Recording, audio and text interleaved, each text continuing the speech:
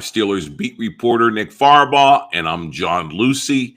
And we are live on YouTube, so get your questions in for Nick, and we will get to as many of those as possible because here we sit. The preseason finale awaits the Steelers Thursday night in Charlotte against the Panthers, and then those cuts loom as the Steelers take all the information from training camp, the tape from preseason, and pare down that roster to the 53 men who will comprise your 2025 Pittsburgh Steelers football team.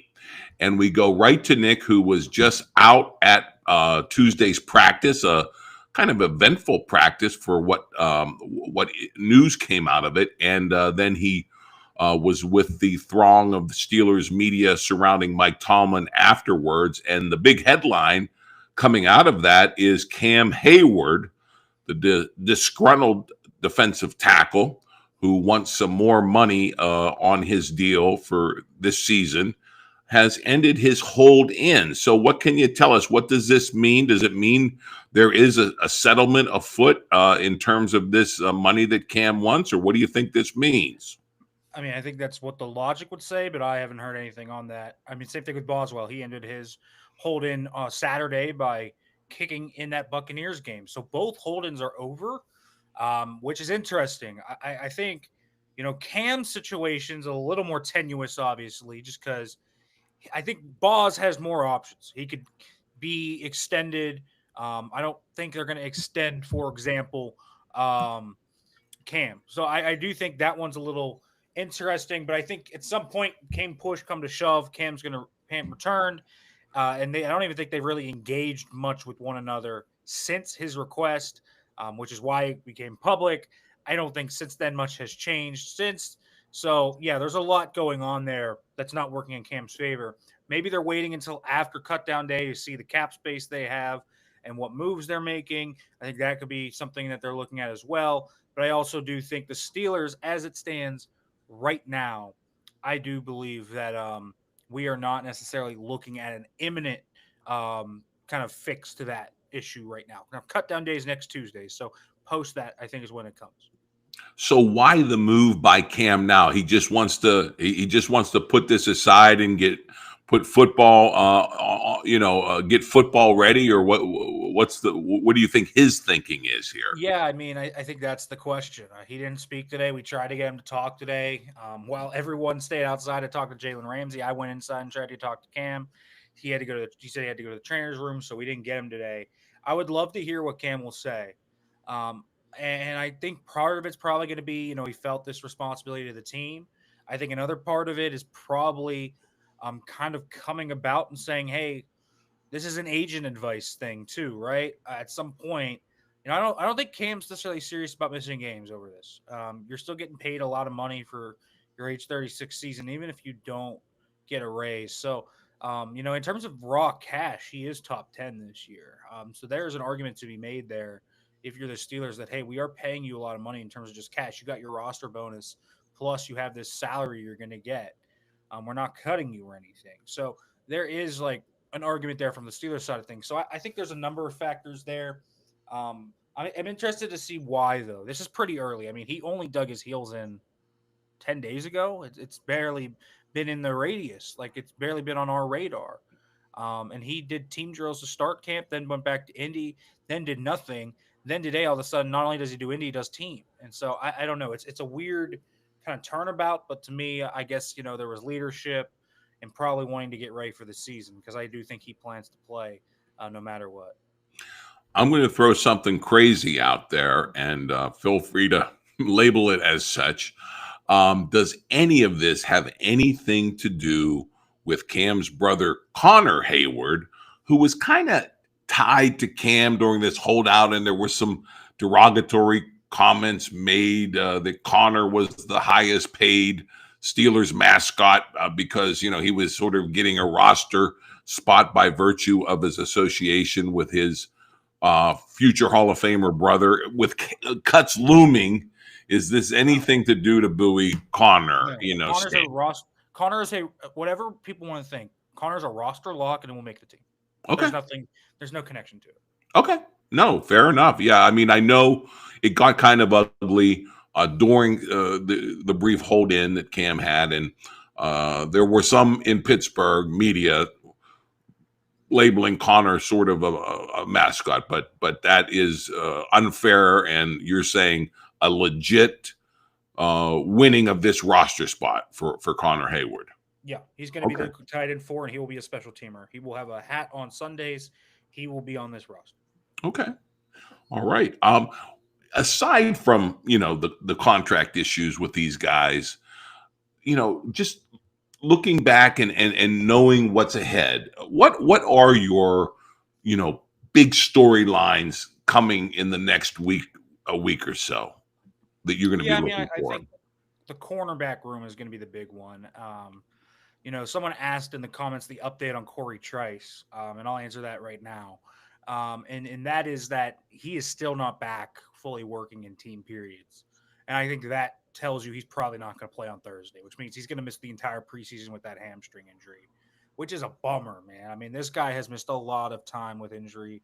Tore his ACL his rookie year, had a hamstring that put him down for 2.5 months last year, and now has a hamstring that has put him down for almost a month this year.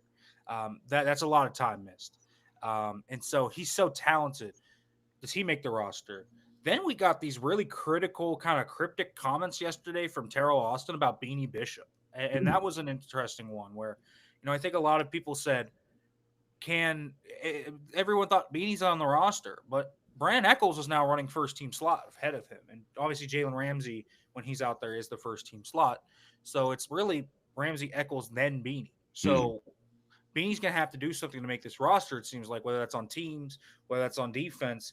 So what happens there? And then you have James Pierre, who is kind of this weird roster case, which is great gunner, great kick coverage, but the dude's been absolutely toasted in games this preseason as a corner. I mean, Emeka Egbuka absolutely took this guy's soul. If you go back and watch the All-22 in Tampa, and then he struggled in Jacksonville, not even against their starters, against, the second and third string guys. So how much do you value the special teams experience of Pierre? It's really those three guys and kind of where they slot in, because the top 4 are locks. Eccles has done enough to lock himself into the corner 4 spot and maybe make himself also a legitimate player on the slot corner competition, which is going to come down to this last preseason game. So let's see what happens. But 2 of those 3 are staying. One of them is not. I think that's a big part of it. And so the update on Corey Trice right now, he's probably not going to play. So he's going to either coast on pedigree and their thoughts on him, or they're going to, kind of go away from him right now with his hamstring injury. I think the other big thing is this offensive line room and this wide receiver room. And I'll answer another question here. What happened with Gabe Davis? Because this is obviously the other big storyline that happened yesterday, John, was Gabe Davis. And he left from what I knew. He left the facility today, did not get a contract. I do believe an offer is out to him. I do not believe that he has signed that offer. So he is going to Buffalo tomorrow to visit with the Bills. I think he landed in Pittsburgh, has a rental car, and is going to drive straight up to Buffalo today and is going to meet with them tomorrow. They will check his knee out, and then he will have the choice of wherever he wants to go. He has more than just those 2 offers. He also visited New Orleans. He visited San Francisco. He visited a few other teams. I believe he visited the Giants at some point. So there are teams that are interested in him. Because Jacksonville is paying him $12 million, he will be signing for the veteran minimum. So it is not a money thing for Gabe Davis. It is, where does he think the best fit is this year so he can get back on the market next year and get a second dip at a contract? That's going to be the thing for him. And so he has to decide for himself whether he wants to go back to Buffalo, which is where he had his most successful years, and what his role might be there in Buffalo, or does he come to Pittsburgh, where there's a pretty clear, I think, niche that he can kind of come into here. I think it's down to Buffalo and Pittsburgh. I think one of those 2 teams is where he will sign. From what I know, his knee is much better right now as well. He tore his meniscus last November. I do believe that knee is now nearly, if not fully 100%. So he is ready to rock and roll for the season. So I think Gabe Davis is probably going to make his decision here within the next few days, and we will figure out if he's a Pittsburgh Steeler or not. I know that the Steelers are pretty confident that they will sign him. However, just because the Steelers are confident doesn't mean they're going to land him. And I think Gabe Davis certainly has a lot of draws to Chicago, to Buffalo. So that's going to be a big thing. Does that happen? And if so, how does that affect the roster kind of form, right? Because right now, John, I mean, there's 5 clear wide receivers making this roster: DK, Calvin Austin the third, Roman Wilson, Ben Skoranek, and Scotty Miller. Those are your 5. Brandon Johnson's had a nice camp. Keyshawn Williams had a nice camp. Max Hurlman had a nice camp. Obviously, they cut Rock Taylor yesterday. A little surprise. He's not there, but I think Bobby Trees, Robert Woods is also on the outs here. He hasn't done a lot. He's not playing in the fourth quarter. He's kind of fallen behind a lot of these guys that we've been talking about. So I don't think he's going to make the team. So I think you have 5 on the roster now. So does someone else's spot on the roster get taken, or is it the wide receiver room that gets their spot taken? Maybe a guy like Scotty Miller or Ben Skoranek is on the outs. I doubt it for Skoranek. I think his special teams ability is going to get him on the roster. And then the offensive line. We talked about this. I really hope we see Sayamalo. Mike Tomlin did say that he only rolled out four guys, and Isaac Sayamalo wasn't in there. I want to see all 5 linemen out there in that first team group just to see what it looks like and see what you can do there. And I also really do, and I really would like to see that depth group. They're getting a little healthier. Calvin Anderson was working off to the side today for the first time since he suffered an injury about 3 weeks ago. McCollum is going to play this week. If Sam All plays, Spencer Anderson will be on that second team line, so I want to see how the second team line looks as well. Andres Pete's coming off a good game, so how is the O-line depth working out? So those are some of the storylines that I'm looking at and wanted to cover some of those questions as well that we had because there are obviously a lot. This has been a busy week for the Steelers, but I think a lot of movement for next Tuesday. And certainly if they get Gabe Davis, it changes the calculus of what happens and how is on this and who is on this roster versus who is not. I agree. I couldn't agree with you more about the 5 guys on the O-line. Get those starters out there, see how it looks as a unit. That is so important. You mentioned Roman Wilson in that receiver room. I mean, he's been, I know you're been very complimentary of his camp, and so has Aaron Rodgers. He was out with a quote basically saying he thinks he's improving every day. He saw the results, and he went out there and made a couple splash plays, I guess, in the latest preseason game. We're going to coach him hard. He's a great talent, but he can make the difference. We're going to hold him to a standard of excellence. He has a chance to be a big-time talent in this league. I know Roman with the media is very closed mouth, but what is he speaking on the field? What's your assessment of Roman Wilson and the relationship developing with Aaron Rodgers? Yeah, I mean, that one has been one where you could tell he's been coached hard. I remember seeing Aaron Rodgers more than a few times in training camp just get on Roman Wilson for whether it was a wrong route, a drop, or something he didn't do especially perfectly. Like Aaron Rodgers is a perfectionist in every respect of it. And so he demands that of his receivers. And so Roman Wilson has been a guy that has just been on the receiving end of it. And I think it's kind of powered Roman to a degree. Roman's motivated. I think he needs to take what Aaron Rodgers is doing as a huge compliment to him. Rodgers is pouring into him because he sees something. He's not pouring into him for no reason. Rodgers oftentimes, what kind of I've heard in the past is if he doesn't really like the guy, he just kind of starts to wail them out. Like they just go off to the side, doesn't talk too much. He's not even going to he might give you a disappointed stare, but he's not going to talk to you like that. He believes in Roman Wilson, and Roman Wilson's had a great preseason. I mean, let's keep it real. He's had very nice reps against Tyson Campbell and Jamel Dean, both starters for their respective teams. He's had big opportunities this training camp as well against Jaylen Ramsey, and he's done well in some of those. Like, he looks like he could be a legitimate piece of this offense. And so I do think what they've gotten in Roman Wilson is a little more reassuring than it was. Okay. We're starting to answer this question and say, okay, there's a clear role for him where you can stretch the field with him horizontally with his speed, and you can have Calvin with the vertical speed. They just need another piece there. They need another outside big wide receiver, which is why Gabe Davis is coming in, and I think makes so much sense for them to add. If they can get the physicality Gabe Davis brings and the ability to stretch the field. I mean, Gabe Davis in his career averages 16.3 yards per reception. That's a lot. And that's something that I think the Steelers would like to have, even if Gabe Davis has a lot of flaws. So we'll see what happens there if Gabe Davis, after visiting Buffalo, because he is going to Buffalo right now, did leave the Steelers facility without a contract, kind of how this all comes about. But Roman Wilson right now has done everything he's needed to do to have the stock up. Okay. And so that's really big for them. And his relationship with Aaron Rodgers is, I think, growing. And sooner rather than later, I mean, if he starts to click on some of these things, I mean, that's how you become an Aaron Rodgers guy. So Right, right, absolutely. I want to check the stock price of another guy, the rookie running back KJ, Kaleb Johnson. He kind of had another meh outing, and people are starting to question his speed. I mean, did they overestimate his speed and this idea of the burst and all that kind of thing? What say you? I mean, I think Caleb has been fine.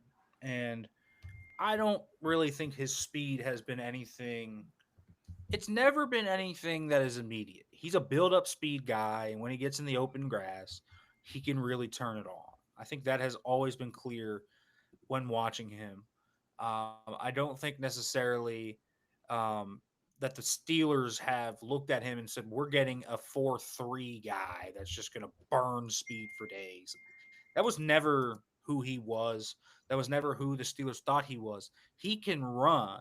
And I think people are acting like he's this guy with no burst whatsoever, but you can watch some of the tape and he has it.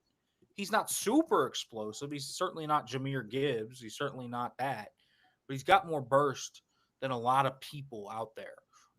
He also is slippery, and you don't necessarily need to have elite speed and elite burst to be good. I think there's this kind of connotation right now um, in Pittsburgh where you have to be fast to be good. And that's not necessarily the case. I think, you see one thing and you think you have to have speed to be good. And sure, there's a lot of great fast running backs when you look at guys like Devon Achane and Jahmyr Gibbs and obviously Saquon and Jonathan Taylor. You're sure you can have elite speed and be really good, but there's also really productive backs that don't have elite speed, like David Montgomery, for example. And I actually think, Demo, Arian Foster, kind of in that vein is a good spot for Caleb. And I thought Caleb's vision got a lot better this week. I thought the big thing with KJ um, is he needs to have better decision making in the open field. The one thing that he was doing last week that he didn't do this week was he was bouncing outside the line of scrimmage last week and he started cutting it upfield and hitting the right creases this week. But when he got in the open field, he would try and outrun everybody or round about it. Go vertical sometimes. You got to learn how to go vertical, run a little bit north and south a little more. I think that's one thing he needs to work on. But I mean, he's set up right now, I think, to have a good role on first and second downs. I still think those third downs are going to go to Kenny G and Jaylen Warren. But I think Caleb Johnson's perfectly on a fine track right now. Okay. And he's okay. I think people are panicking over him, and they shouldn't be as much. Okay, and of course, from what Tomlin said, we will see Jaylen Warren in the preseason game. We might see the intact offensive line and maybe get a real feel of the running game in this preseason outing. What do you think? I think that's going to be an agenda in this game. I mean, listen, you don't really have to play. You don't play Isaac Sayamalo if they do without wanting that. I feel like if you want to figure out your run game, especially in terms of timing, where it hits, where it's going to work, I think that is a really big part of doing this. So they need to give Kaleb Johnson, for example, a run behind the first team offensive line. Why we haven't seen one of those? I mean, he played 5 snaps with the first team, and they were all passes. So now you obviously want to test his pass pro ability too, Right. but you got to see a little bit of the kid behind that O line, I think. And so I would like to see that this week. Running the ball is a big part of the Steelers' identity, which is weird to say because this entire preseason, it sure has felt like the first team, or at least the first team O-line receivers and the guys that played have been a lot of pass, which has been kind of funny to see. But they're going to run, their basic zone runs. I mean, they run 42 zone runs to 4 gap runs. I think they have some gap stuff in there that they're just not showing right now. It's been something they've done in training camp. I still think that is something that will come, but I don't think they're going to put it out there on tape. So I would like to see the first team O line get a few run plays with Kaleb Johnson.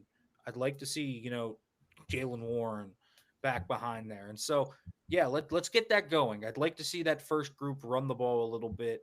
No offense to, Lou Nichols and what he's done and how he's been really fun with the third team, but let's see what this first team looks like with that rookie running back. As we are live on YouTube, we got a couple of additional questions on Gabe Davis and Corey Trice. I just want to let the audience know that Nick fully addressed both the wide receiver room and Gabe Davis and the corner room and Corey Trice and his status likely not to play in this upcoming Thursday night preseason game.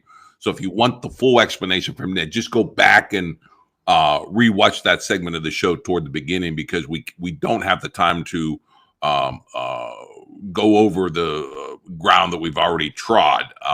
One question I'm going to pop in there on the corner room, though, is sort of the Harrisburg guy drafted in the 7th round, Dante Kent, who had been really kind of derailed in training camp, didn't really get much time in due to some nagging injuries. Apparently, according to Tomlin, the light is on for him to play in this preseason game.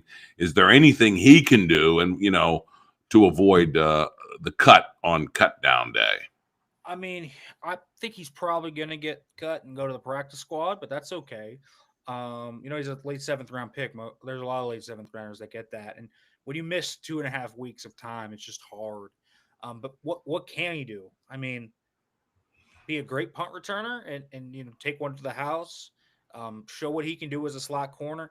The Steelers like Dante Kent, so he's an interesting factor. He would have been the 4 in there. He would have been the guy that maybe could have pushed for that backup slot job, but with his injury, he kind of just lost that chance. So I do think the Steelers are going to probably try and put him on the practice squad, give him a redshirt year. Let's see what he can do.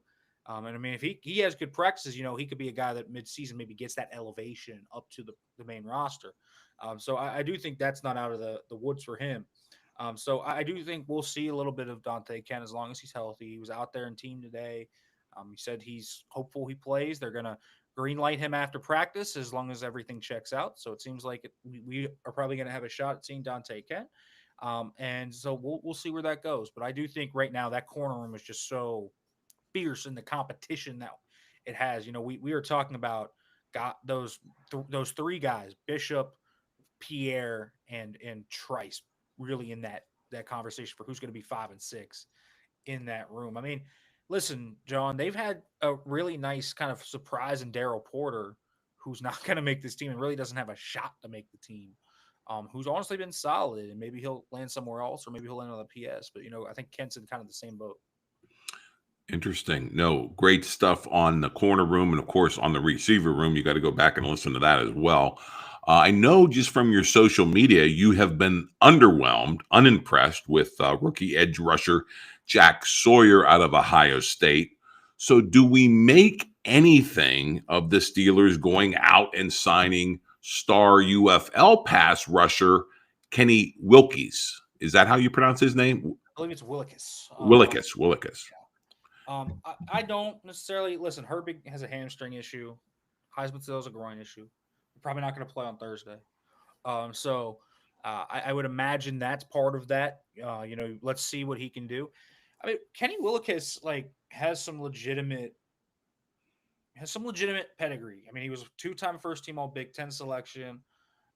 He was a walk-on at Michigan State that became a real star of that defense. I look at it and say, he's a guy that could be an interesting PS addition. Now, there's some players on the Steelers' roster already that I've been interested in. Ekuleota, for example, had a great preseason in camp. Should easily be a practice squad guy.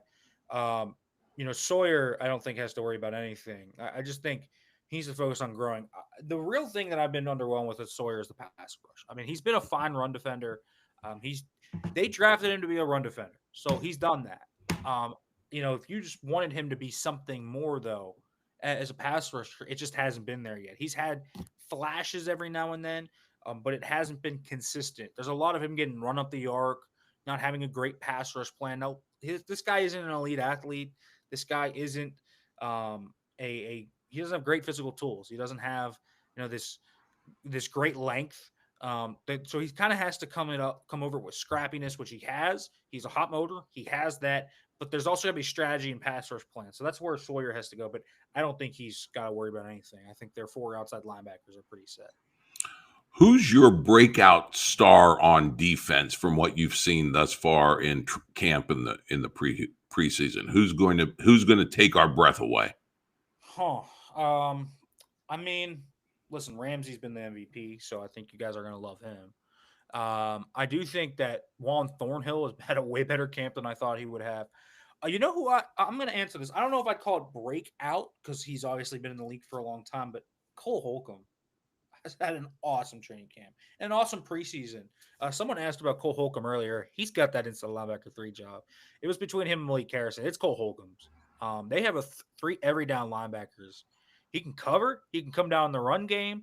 He looks like he did pre-injury. It's absurd. This guy tore 2 or 3 ligaments in his knee and looks like all brand new. It's great to see. I mean, what a story it is. He looks fantastic. So I think that's someone that has just come out of nowhere and been like, whoa, I never thought that he would be that good. So he's had a great camp. The real guy that came out of nowhere, Derek Harmon's going to be good. I think we saw that bull rush on Saturday. That's him. But the guy that came out of nowhere, who I really wasn't even high on coming out of Iowa, because I saw him at the Senior Bowl. I saw his Iowa tape, and I was like, he's just a nose tackle run plugger. Y.A. Black. That guy has – you go back and watch that Jags tape. He dominated that game, and it wasn't against second teamers. They put him up against the first-team Jags O-line, and he just drilled them back consistently. That was crazy to see, and he's had a great camp. He had a less than stellar game against the Bucs, but he's battling an arm issue. So let that heal, and we'll see. But Y.A. Black has been a guy that has really kind of put himself into that discussion. So the defensive side of the football, I think, has a lot of fun storylines. Cole Holcomb's the feel-good one. Derek Harmon's a fun one. Obviously, you got some new superstars in there, and we're going to see that secondary. That's going to be a lot of fun. We're going to see that secondary on Thursday. I think that'll be a lot of fun. But more importantly, I think looking at a guy like Y.A. Black, who could potentially be that gem, a Herbig-like gem. When they drafted Herbig on day 3 and he's turned into what he can become, Y.A. Black could maybe be the next guy of that. And we know the Yinzers love rooting for their defense. What a lot of buzz around Wilson too. That I guess a breakout coming in his sophomore season.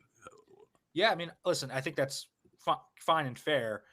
Payton Wilson looks like a guy that's gotten much better at his processing. Listen, he's not going to be somebody, in my opinion, that is going to be maybe tip of the top, cream of the crop type player this year. But can he be a player that is a legitimate weapon that can be a legitimately good cover linebacker? I think so. And I know he struggled in some respects against the Bucs, but that touchdown that Bucky Irving had, I mean, you couldn't have dotted the I any better than Teddy Bridgewater did. And a great catch by Bucky Irving as well. So I do think Payton Wilson's going to be a good player this year. Honestly, I think he's shown more than enough to be confident in him. The one guy I'm actually really interested in that linebacker room is Patrick Queen. I mean, how does he kind of look this year? It's going to be more of an attacking scheme. They're going to have more blitzes. That's PQ to a T. It's going to be more similar to how he was in that Mike McDonald scheme where he was an attacking, free-flowing linebacker. So let's see how he looks. But I do think Payton Wilson should have a good year this year.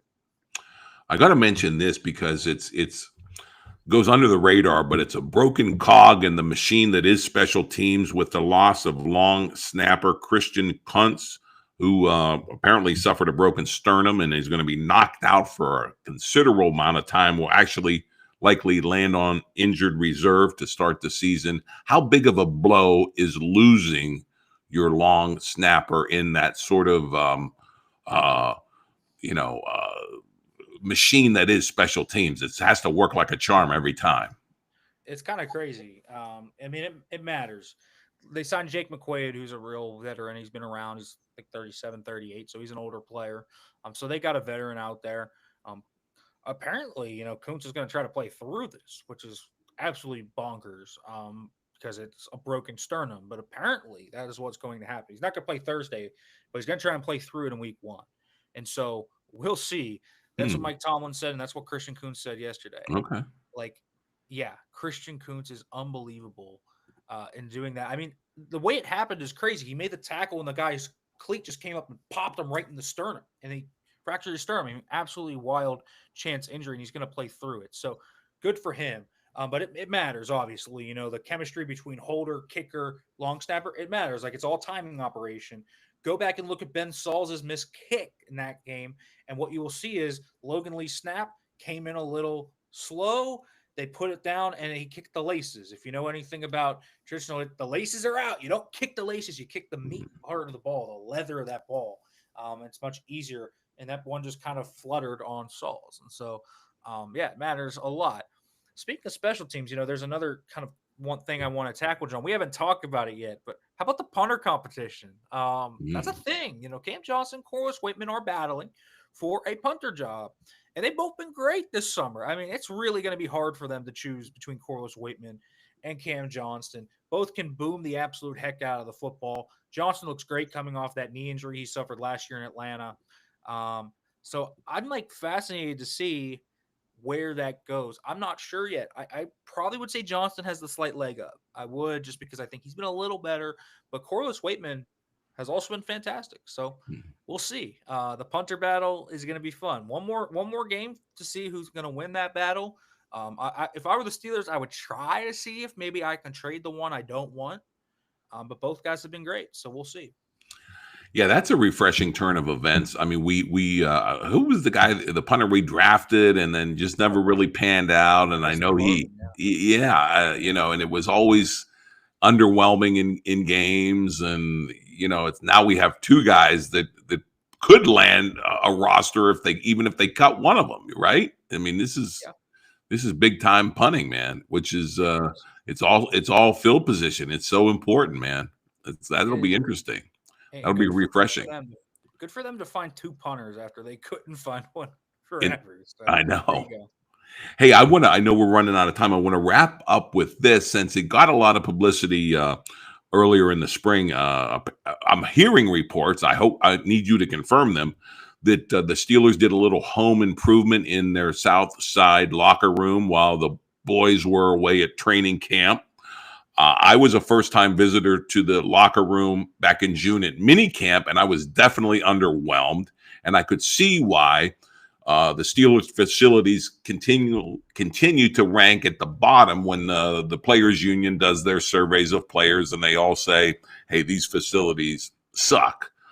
So, is the improvements going to get Art Rooney II off of the being roasted for being cheap at these facilities?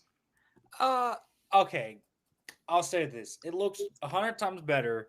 The Steelers are still going to be lowest. So it's not like they have lights and they made the lockers 10 times bigger, and you have, you know, your names, you know, in a face shot. Like, have you seen some of these locker rooms? Like, it's insane, right? Yeah, the Jets are insane. So let's talk about what they've done. So what they did was, when you enter the locker room, and John, you'll know this, they used to have a whiteboard. Well, now they have a big logo there it's lit up behind it. It's really nice. It's a good touch. It screams Steelers. That screams modern. And then they moved the whiteboard to the back, and there's still a bunch of smack talk on that. That's funny. You can now when you walk around there, they've now put in more wooden lockers. So there's just more lockers, and they are more spacious. Okay. So you have more space in the lockers themselves, all around the locker room. So each player has more storage area, has more area to kind of call their own, and they have more raw lockers, period. So on the kind of other side of the wall where that logo is now lockers, and they've added more lockers on the other side near the equipment rooms as well, and in the back. So all the guys now have a wooden true locker. So that's nice. Even on a 90-man roster, they actually have a locker now. So that is good for the players. The carpet has been redone. They painted it black. There's new overhead lights. There's a new speaker system. There's now a fully fitted sauna in the back room. There are some nice upgrades here. Okay. But it's also stuff that probably should have been done a long time ago. So we're getting in the modern era here a little bit. The Steelers' lease runs out down there at the UPMC Roaring Sports Complex in 2029. So if they do want to move, they can. But for now, they did upgrade that locker room. It is nicer. It's still not one of the nicer locker rooms. If you ever go to another locker room, most of the other locker rooms, at least in the league, you'll be like, wow, this is awesome. And still dwarfs the Steelers' locker room. Their game day locker room, for example, is nicer than their practice locker room still. Like the photos that you all kind of see when people say, "Oh, the locker room's an issue," is always the game day locker room, not the practice locker room. The practice locker room is about 10 times smaller than the actual game day one. So they've upgraded the south side a little bit. The weight room is a little bit more adjusted. I believe the training room got some adjustments as well. Their meeting rooms are a little bit more refurbished. So they did some different things here to upgrade this Steelers' facility. So it looks nicer. But even if you just went across the hall and saw Pitt's locker room, for example, it doesn't even touch Pitt's locker room. So it's nicer, but it's still not fully like, oh, this is it. This is what you wanted. So to do that, they're either going to need to completely redo it over an offseason, or they're going to have to get a new facility, which I think could certainly happen at some point within the next, 5-6 years.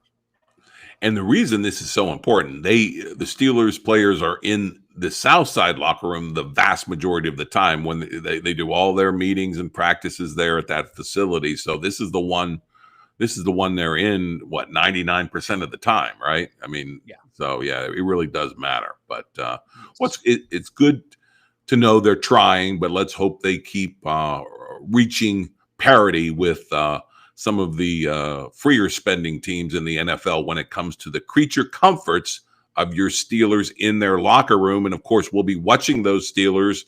Apparently, NFL Network is airing the game outside of the Pittsburgh market, so that'll be nice to be able to watch that in Harrisburg, and we'll see how everything shakes out for the players playing for their NFL lives. Everything is at stake. Everything is on the line. And all we can say is, go Steelers.